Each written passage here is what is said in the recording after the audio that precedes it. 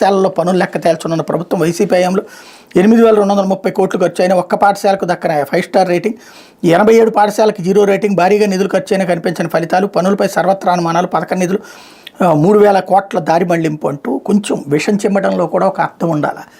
నాడు నేడుది పనులు కనిపించట్లేదట, కళ్ళున్నయ్యా లేదో అర్థం కావట్లేదు.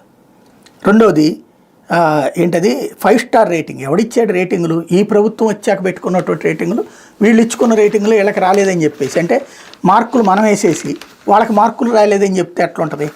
అదే విచిత్రమైనటువంటిది అక్కడ. అది కూడా ఇంకోటి ఏంటి, బిల్డింగ్ కట్టారా లేదా ఎట్లాంటివి కాదు, ఏదేదో క్వశ్చన్లు వేసేసి దాని ప్రకారం రేటింగులు 5 స్టార్ రాలేదని చెప్పేసి నాడు నేడు అనేదాన్ని చెడగొట్టాలి అనేటటువంటిది ఎంత అనుకున్నా ప్రతి ఒక్కరికి తెలుసు ఆ ఊళ్ళల్లో ఆ స్కూలు బాగుపడిందో లేదో, ఏ స్థాయిలో బాగుపడిందో లేదో అన్నది.